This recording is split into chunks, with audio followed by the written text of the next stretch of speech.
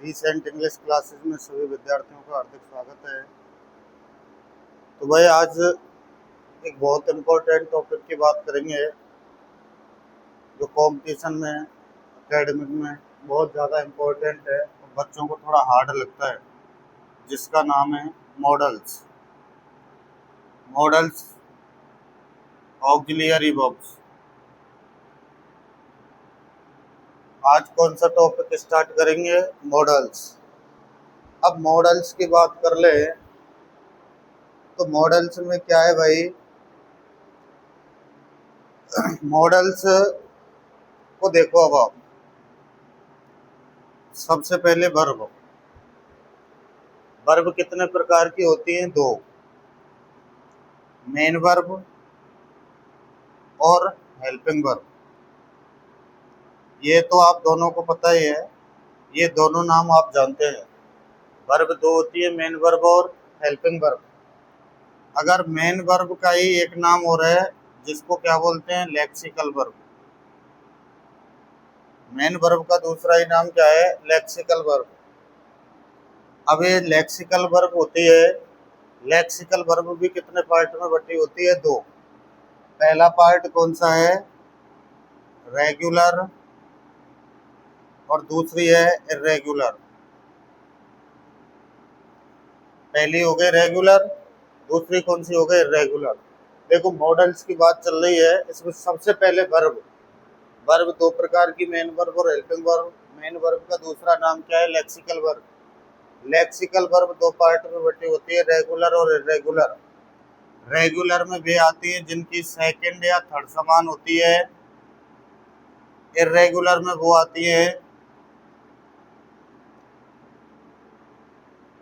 Irregular में वो आती हैं जिनकी तीनों समान ना रहकर तीनों कैसी रहती हैं? असमान। वर्ब दो प्रकार की, मेन वर्ब और हेल्पिंग वर्ब। मेन वर्ब का दूसरा नाम क्या है? Lexical verb. लेक्सिकल वर्ब दो पार्ट में बटी होती है, रेगुलर और इर्रेगुलर। रेगुलर में वे वर्ब आती है जिनकी सेकंड और थर्ड समान होती है या फिर तीनों समान होती हैं। इर्रेगुलर में वो आती है जिनकी तीनों असमान होती है। अब बात आती है हेल्पिंग वर्ब की। हेल्पिंग वर्ब कितने पार्ट में बटी होती है? दो। कौन कौन सी? प्राइमरी ऑक्सिलियरी, प्राइमरी ऑक्सिलरी और मॉडल ऑक्सिलरी। प्राइमरी ऑक्सिलरी और मॉडल ऑक्सिलरी। प्राइमरी ऑक्सिलरी भी तीन पार्ट में होती है, बी फॉर्म, डू फॉर्म और have form. Be form, do form और हैव फॉर्म। बी फॉर्म में आते हैं इजेमार, भोजबर। इजेमार, भोजबर। डू फॉर्म में आते हैं डू, डज, डिड। और हैव फॉर्म में आते हैं हैज, हैव, हेड। तो बी फॉर्म में तो क्या आते हैं? एजेमार, भोजबर। डू फॉर्म में कौन कौन से आते हैं? Do, does, did. Have form में क्या आते हैं? एजेब, हेड। इसके बाद बच गए मॉडल। मॉडल में सारे सारे मॉडल आते हैं 13। कौन कौन से? Can, could, will, would, may, might, shall, should, must, ought to, need not, use to, dare, had better. ये सभी किस में आते हैं? मॉडल्स में। बात वर्ब की चल रही। वर्ब दो प्रकार की होती है, मेन वर्ब और लेक्सिकल वर्ब। लेक्सिकल वर्ब कौन सी है? रेगुलर और इर्रेगुलर। रेगुलर में वे आती हैं जिनकी सेकंड और थर्ड समान होती है। इर्रेगुलर में वे आती हैं जिनकी तीनों असमान रहती हैं। भाई आपने देखा होगा, आप तो ये बताओ, जितनी भी मेन वर्ब होती है, मेन वर्ब कितने प्रकार की होती हैं? पांच। वर्ब की first form, second form, third form, fourth form और फिफ्थ फॉर्म। किसी भी वर्ब को ले लो, जैसे टीच, टॉट, टॉट, टीचिंग और टू टीच। और एक वर्ब ले लो जैसे रीड, रीड, रीड, रीडिंग और टू रीड। और एक और ले लो जैसे go, went, gone, going, to go. अब देखने वाली बात ये है, इसमें बहुत सी वर्ब ऐसी है जिनकी सेकंड और थर्ड समान है।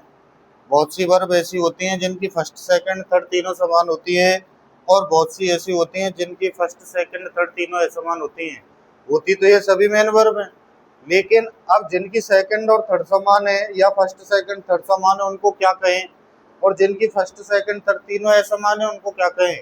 इसीलिए जो लेक्सिकल वर्ब होती है, जो मेन वर्ब का दूसरा पार्ट है या मेन वर्ब का दूसरा नाम है, उसको ही बोलते हैं रेगुलर लेक्सिकल वर्ब और इर्रेगुलर लेक्सिकल वर्ब। तो रेगुलर लेक्सिकल वर्ब में कौन कौन सी आती है? रेगुलर में वो आती है जिनकी सेकंड और थर्ड समान होती है या फिर तीनों समान होती हैं, और इर्रेगुलर में वो आती है जिनकी तीनों ही क्या होती हैं? असमान। भाई अगर किसी वर्ब की सेकंड और थर्ड समान है, अगर किसी भी वर्ब की सेकंड और थर्ड वर्ब समान है, इसका मतलब है वो कौन सी है? रेगुलर लेक्सिकल वर्ब है। और जिसकी फर्स्ट सेकंड थर्ड तीनों असमान है वो कौन सी है? वो है भाई इर्रेगुलर लेक्सिकल वर्ब। अब आती है हेल्पिंग वर्ब। हेल्पिंग वर्ब दो पार्ट में बटी होती है, प्राइमरी ऑक्सिलरी और मॉडल ऑक्सिलरी। आप ध्यान रख सकते हो इसको हेल्पिंग वर्ब के साथ साथ क्या भी बोलते हैं? Auxiliary verb. इसको क्या भी बोलते हैं? Auxiliary verb. चाहे हेल्पिंग वर्ब कह लो चाहे ऑक्सिलरी वर्ब कह लो, बात बराबर है। तो हेल्पिंग वर्ब ऑक्सिलरी वर्ब कितने पार्ट में बटी होती है? दो, प्राइमरी ऑक्सिलरी और मॉडल ऑक्सिलरी।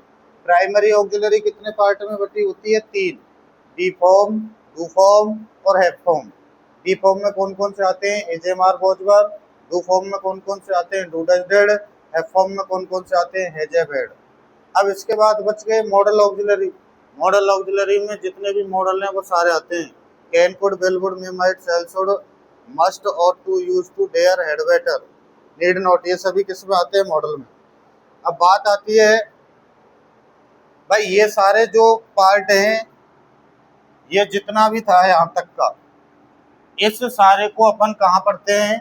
इसको पढ़ते हैं अपन टेंस में। डी की फॉर्म मेजमार बोझवर कौन से टेंस में आती है? डू डज डिड कौन से टेंस में आते हैं? हैज हैव हैड कौन से टेंस में आते हैं? मेन वर्ब की first verb, second verb, third verb कौन से टेंस में यूज होती है? तो इसको तो अपन पढ़ चुके हैं टेंस में। अब एक नया आपको लग रहा है, वो कौन सा है? मॉडल। और मॉडल अपन ने हेडिंग डाल ली है। मॉडल क्या होते हैं? Auxiliary verb. अब देखो आगे, इसको आपको क्या करना है? लिख लेना है अपनी फेयर कॉपी जो भी आप बना रहे हो उसमें। अब सबसे बड़ी चीज है कि मॉडल ऑक्सिलरी कौन कौन से होते हैं। जो भी मॉडल हैं, मॉडल्स कौन कौन से हैं उनको अपन एक बार देखते हैं। पहले एक दो क्वेश्चन देखते हैं। बताओ, a word model is an adjective of. A word model is an adjective of. देखो भाई, तो क्या वर्ड है इसका? मोड, मूड, मीडियम और मेड। और एक क्वेश्चन हो रहा है, ये मॉडल सोच। ऑप्शन वही है, मोड, मूड, मीडियम और मेड। ऑप्शन वही हैं। आप एक बार बताने की कोशिश करो। A word model is an adjective of. जो वर्ड मॉडल है उसका एडजेक्टिव क्या होता है? तो आपको ध्यान रखना है मोड। लेकिन अगर ये पूछ ले कि मॉडल शो किसको करता है, तो फिर मोड। अगर मॉडल शो की बात आती है तो मॉडल तो शो किसको करता है, ये आपको ध्यान रखना है, मूड को। लेकिन अगर ये पूछा जाए कि मॉडल का एडजेक्टिव क्या होता है, तो मॉडल का एडजेक्टिव होता है मोड।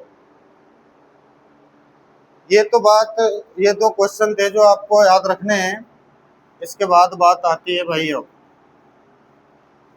और इसके बाद बात किसकी आती है वो आप देखो। इसके बाद बात आती है अब डेफिनेशन। एक बार आप देख लो, डेफिनेशन देख लो। The verb which is used to express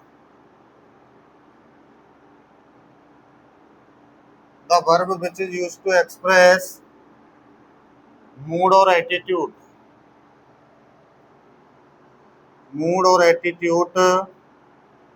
of a speaker. The word which is used to express mood or attitude of a speaker is called modal. तो ऐसी वर्ब जो स्पीकर के मूड और एटीट्यूड को express करती है वही क्या है, कहलाती है मॉडल। अब आगे देख लो types of model. Types of models कौन कौन से आते हैं इसमें?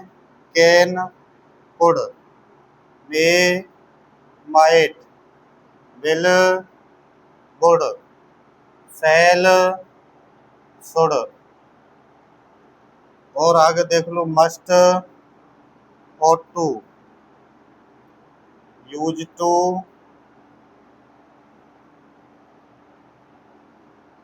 टू, नीड नॉट, डेयर और हैड बेटर। ये होते हैं भाई can, could, may, might, will, would, shall, should, must, ought to, use to, need not, dare, had better. ये सारे मॉडल हैं। इसमें भी आपको याद रखना है, क्या याद रखना है कि जो कौन कौन से होते हैं? यूज्ड टू और कौन सा होता है? यूज टू के बाद और कौन कौन से मॉडल होते हैं? यूज टू के बाद नीड नॉट के बाद और कौन सा होता है? डेयर। तो use to, need not, dare, इनको क्या बोलते हैं? इनको बोलते हैं भाई मार्जिनल। इनको बोलते हैं मार्जिनल ऑक्सिलियरी वर्ब्स। इनको क्या बोलते हैं? Marginal auxiliary verbs. Marginal auxiliary verbs का मतलब होता है सीमांत सहायक क्रियाएं। तो इसमें तीन ऐसे मॉडल हैं, यूज टू, नीड नॉट और डेयर। ये क्या कहलाते हैं? मार्जिनल ऑक्सिलियरी वर्ब कहलाते हैं, सीमांत सहायक क्रियाएं। लेकिन इनमें एक ऐसा भी मॉडल है जो हाफ आधा मॉडल कहलाता है, और कौन सा है? Head better. हेड बेटर को क्या बोलते हैं? Quasi model. हेड बेटर को क्या बोलते हैं? Quasi model. और क्वासी मॉडल का मतलब है आधा मॉडल। क्वासी मॉडल का क्या मतलब है? आधा मॉडल। तो सबसे पहले तो अपन ने डेफिनेशन लिखी है। डेफिनेशन क्या है? The verb which is used to express the mood और attitude of a speaker is called model. Types of model में लिखा है can, could, may, might, will, would, must, shall, should, must, ought to, use to, need not, dare, had better. इनमें तीन model ऐसे होते हैं, use to और साहब नीड नॉट और डेयर, जिनको क्या बोलते हैं? Marginal auxiliary verb. और एक मॉडल जो है कौन सा? हेड बेटर, उसको क्या बोलते हैं? Quasi model. यहाँ तक लिखो और आगे बताता हूँ फिर।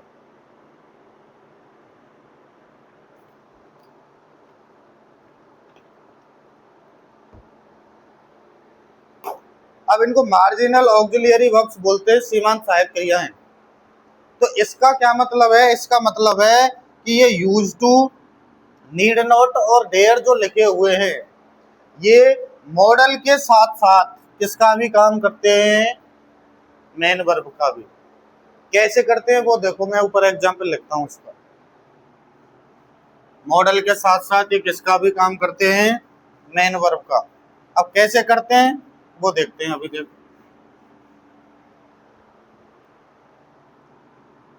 जैसे आई नीड ए बुक और आई नीड नॉट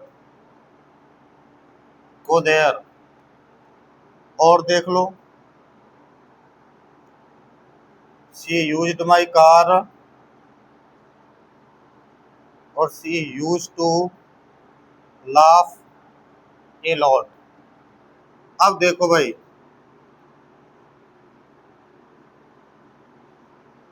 मैंने कुछ एग्जाम्पल लिखे हैं 4, जिसमें से पहला है आई नीड ए बुक, दूसरा लिखा है I need not go there, तीसरा लिखा है शी यूज्ड माई कार और चौथा लिखा है she used to laugh a lot. अब आप मुझे इसमें ये बताओ, इसमें मेन वर्ब कौन सी है और मॉडल कौन सा है? भाई ये तो रहा नीड, ये रहा नीड नॉट, ये रहा यूज्ड और ये रहा यूज्ड टू।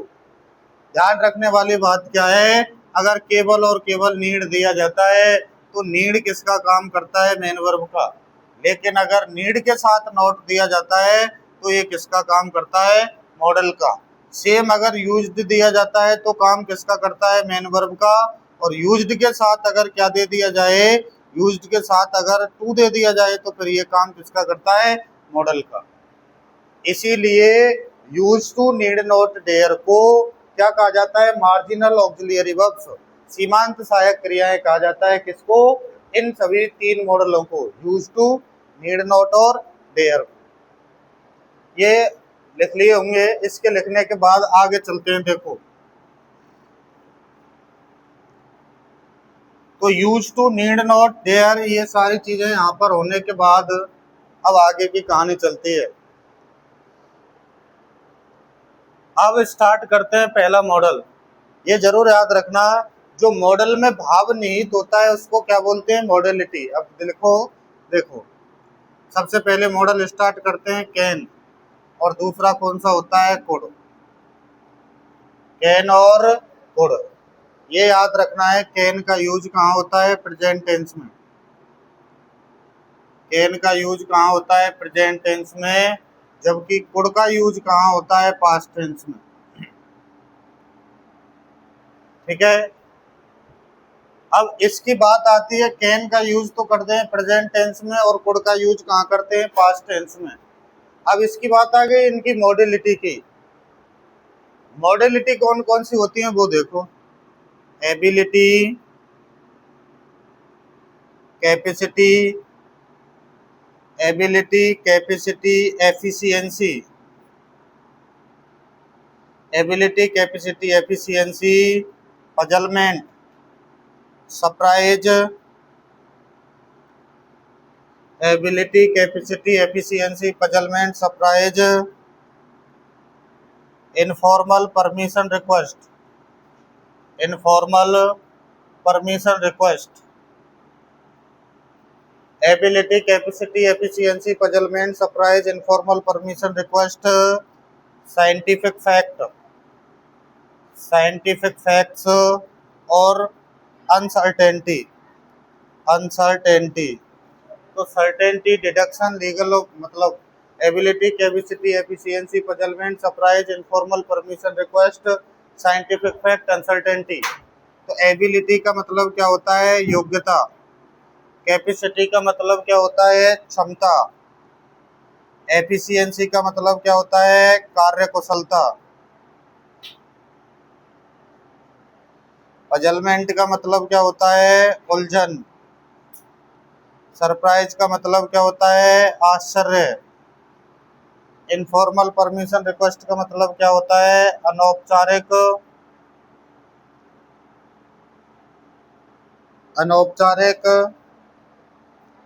आज्ञा या फिर अनुमति। साइंटिफिक फैक्ट का क्या मतलब होता है? वैज्ञानिक तथ्य। वैज्ञानिक तथ्य। अनसर्टेनिटी का मतलब क्या होता है? अनिश्चितता। तो ability, capacity, efficiency, puzzlement, surprise, informal permission request, scientific fact, uncertainty में कौन सा मॉडल आता है? कैन। लेकिन मोर पोलाइट रिक्वेस्ट, लेकिन मोर पोलाइट रिक्वेस्ट, विनम्र निवेदन। लेकिन मोर पोलाइट रिक्वेस्ट में क्या आता है? कुड। अब ये याद रखना आप, एबिलिटी दो पार्ट में बटी होती है। एक तो फिजिकल एबिलिटी, एक तो फिजिकल एबिलिटी और दूसरी होती है मेंटल एबिलिटी। एक तो हो गई फिजिकल और एक हो गई मेंटल। एक तो हो गई फिजिकल एबिलिटी, एक हो गई मेंटल एबिलिटी। फिजिकल एबिलिटी में क्या आते हैं? पावर और स्ट्रेंथ। फिजिकल एबिलिटी में क्या आते हैं? पावर और स्ट्रेंथ। तो फिजिकल एबिलिटी को क्या बोलते हैं? शारीरिक योग्यता। इसको क्या बोलते हैं? शारीरिक योग्यता। और मेंटल एबिलिटी को क्या बोलते हैं? मानसिक योग्यता। इसको क्या बोलते हैं? मानसिक योग्यता। पावर का मतलब ताकत, स्ट्रेंथ का मतलब शक्ति। तो ability, capacity, efficiency, puzzlement, surprise, informal, permission, request, scientific fact, uncertainty में क्या आता है? कैन। लेकिन मोर पोलाइट रिक्वेस्ट में क्या आता है? कुड। एबिलिटी दो पार्ट में बटी होती है, फिजिकल एबिलिटी और मेंटल एबिलिटी। फिजिकल एबिलिटी कह लो, चाहे पावर कह लो, चाहे स्ट्रेंथ कह लो, इन सारी की सारी मॉडलिटी में क्या आता है? कैन। जबकि मोर पोलाइट रिक्वेस्ट में क्या आता है? कुड। विशेषकर आपको याद रखना है कि मैं मॉडलिटी जो कह रहा हूं ना, उसका मतलब है, उसका क्या मतलब है कि जो मॉडल्स में जो भाव निहित होता है, मॉडल्स में जो नोट लगा के लिख लो आप भले ही, मॉडल्स में जो भाव निहित होता है, मॉडल्स में जो भाव निहित होता है उसे उसे मॉडलिटी मॉडलिटी कॉन्सेप्ट कॉन्सेप्ट अथवा नोशन कहते हैं, अथवा नोशन कहते हैं। तो मॉडल्स में जो भाव निहित होता है उसको क्या बोलते हैं? मॉडलिटी, कॉन्सेप्ट या फिर नोशन। तो आपको ये जितनी भी एबिलिटी, ये जितने भी क्या लिखाए हैं, जितने भी ये कॉन्सेप्ट, नोशन लिखाए हैं, मॉडलिटी जो भी लिखाई है, वो आपको याद करनी है। कैन में कौन कौन से आते हैं? Ability, capacity, efficiency, puzzlement, surprise, informal, permission, request, scientific fact, uncertainty. इसमें क्या आता है? कैन। और कुड में क्या आता है? मोर पोलाइट रिक्वेस्ट। अब बात आ गई मोर पोलाइट रिक्वेस्ट की। और मोर पोलाइट रिक्वेस्ट में एक मॉडल नहीं आता, बल्कि कितने आते हैं? 3। कौन कौन से? बुड, बिल और कुड। बुड, बिल और कुड। अगर ऑप्शनल क्वेश्चन जब भी है, आप कंपटीशन वाले बच्चों को याद रखना है, बुड, बिल और कुड अगर आपको दिए जाए तो बुड, बिल और कुड में क्या करना है? फर्स्ट जो प्रीफरेंस रहती है वो किसकी रहती है? बुड की। सेकंड किसकी रहती है? बिल की। और थर्ड किसकी रहती है? कुड की। कहने का मतलब है, अगर ऑप्शन में बुड, बिल, कुड और मस्ट 4 ऑप्शन आए तो आपको कौन सा सही करना है? आपको फिर सही करना है क्या? बुड। लेकिन अगर बुड ऑप्शन में ही नहीं है, केवल और केवल क्या है? बिल, कुड, मे और मस्ट, तो फिर आपको कौन सा सही करना है? बिल। इसके बाद आता है, अगर बुड भी नहीं है और बिल भी नहीं है, केवल और केवल क्या है? कुड, मस्ट, शुड और मे। अगर केवल और केवल यही है तो फिर आपको कौन सा सही करना है? कुड। ये ध्यान रखना है प्रायोरिटी का सिस्टम, क्योंकि पोलाइट रिक्वेस्ट में एक मॉडल नहीं आता, 3 आते हैं, बुड, बिल और कुड। अगर बुड आप सही कर रहे हो तो सबसे फर्स्ट प्रेफरेंस पर कौन है? बुड। सेकंड पर कौन है? बिल। और थर्ड पर कौन है? थर्ड पर कौन है? कुड। अगर ऑप्शन में बुड, बिल, कुड तीनों दिए जाते हैं तो बुड सही है। बुड नहीं है, बिल और कुड दिए जाते हैं तो बिल सही है। अगर कुड, बिल, शुड, मस्ट दिए जाते हैं तो फिर तब कौन सा भरना है? कुड। देखो आगे इनके एग्जाम्पल्स लिखता हूं मैं आपके लिए।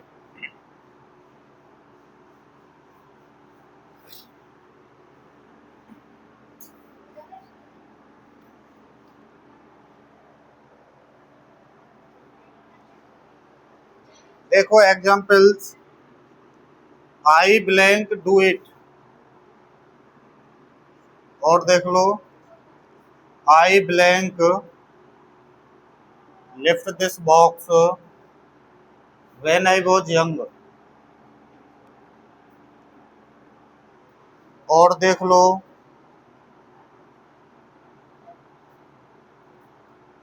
Blank you bring me a glass of water please. और देख लो,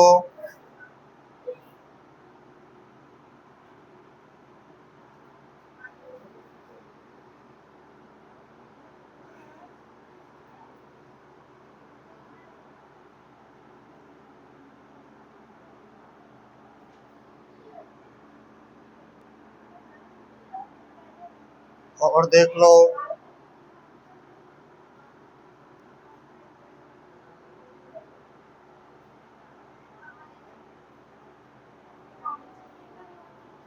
ये कुछ एग्जाम्पल्स लिखे हैं भाई अपन ने। आई ब्लैंक डू इट, अगर आपको ऐसे दिया जाता है तब तो आप अंदाज लगा ही नहीं सकते कि इसमें कैन आएगा या कुड। अब इसके बाद बात होती है कैन और कुड में से।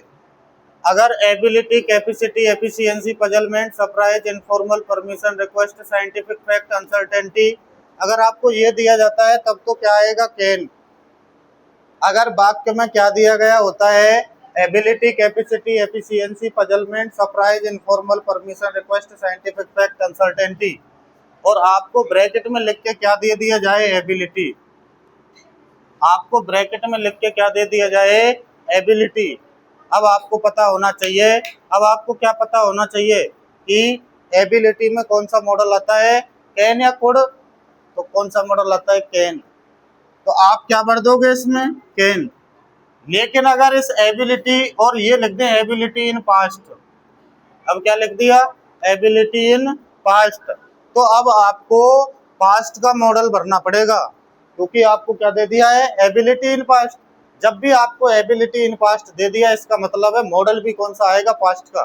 तुम ये तो जानते हो ability, capacity, efficiency, puzzlement, surprise, informal, permission, request, scientific fact, uncertainty में क्या आता है? कैन। लेकिन यदि वो इन सभी मॉडलिटी के साथ इन पास्ट जोड़ के दे देता है तो इसका मतलब है आप कैन यूज नहीं कर सकते, फिर आपको मजबूरन क्या ही यूज करना पड़ेगा? कुड। तो अब तो आपको क्या दिया गया है? इसमें एबिलिटी दिया गया है, तो एबिलिटी में क्या यूज कर दोगे? Can. I blank lift this box when I was young, तो मैं इस बॉक्स को उठा सकता था कब? जब मैं जवान था। तो बात कब चले गई? प्रेजेंट की या पास्ट की? पास्ट की। पास्ट में कौन सा मॉडल नहीं आता है? कैन। पास्ट में मॉडल कौन सा आता है? Could. Blank you bring me a glass of water please, जब भी आपको प्लीज दिया जाएगा, जब भी आपको क्या दिया जाएगा? प्लीज। प्लीज किसको शो करता है? पोलाइट रिक्वेस्ट को। प्लीज किसको शो करता है? पोलाइट रिक्वेस्ट को।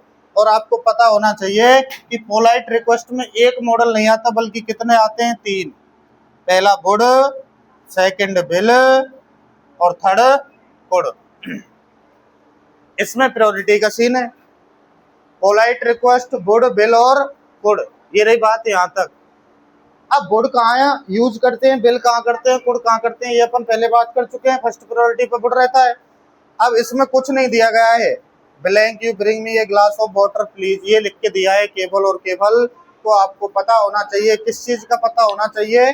कि पोलाइट रिक्वेस्ट में वुड आता है। तो आप इसमें क्या भरोगे? वुड। बशर्ते ध्यान ये बात रहनी है कि अपन कुड के एग्जाम्पल कर रहे हैं इसमें, इसीलिए अपन क्या भर रहे हैं? कुड। लेकिन अगर आपको ऑप्शन बिना डायरेक्ट आके लिख के अगर यहाँ लिख दिया जाए पोलाइट रिक्वेस्ट, तो आप कुड नहीं लिख सकते, बिल नहीं लिख सकते। आपको क्या ही लिखना पड़ेगा? क्या लिखना पड़ेगा? वुड। लेकिन मैं यहाँ कुड लिख रहा हूँ क्योंकि अपन कैन और कुड के एग्जाम्पल पढ़ रहे हैं, इसलिए। Blank you bring me a glass of, blank you give me some money for a month, तो 1 महीने के लिए मुझे कुछ क्या चाहिए? पैसे चाहिए। कितने महीनों के लिए? 1 मंथ के लिए। तो इसमें कोई पोलाइट रिक्वेस्ट नहीं है, इनफॉर्मल परमिशन है, तो क्या जाएगा? कैन।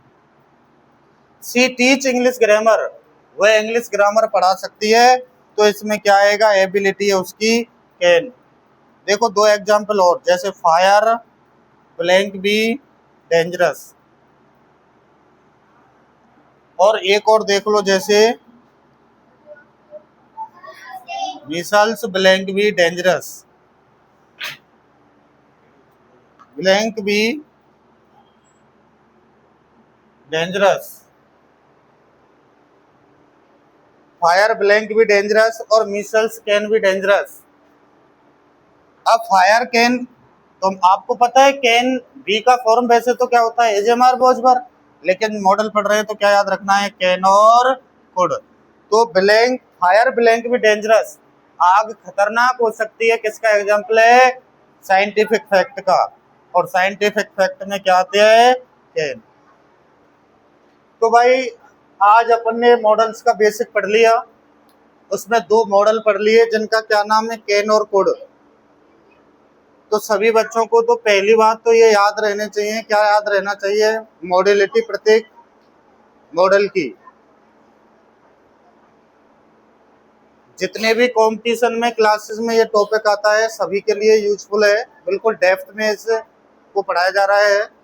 तो सभी विद्यार्थियों से अनुरोध है ज़्यादा से ज़्यादा वीडियो को सब्सक्राइब, लाइक, कमेंट, शेयर करें। तो अगली वीडियो में बात करेंगे किसकी, अगली वीडियो में बात करेंगे किसकी, मस्ट और मस्ट नॉट। जितने भी मॉडल बच गए कौन कौन से, must, may, might, shall, should, will, would, ought to, need not, dare, had better, इनकी चर्चा अगली वीडियो में करेंगे। पहले आज इस वीडियो को आप सभी को देखना है, इसके बाद नेक्स्ट वीडियो कल अपलोड होगी। आज के लिए इतना ही, धन्यवाद, नमस्कार।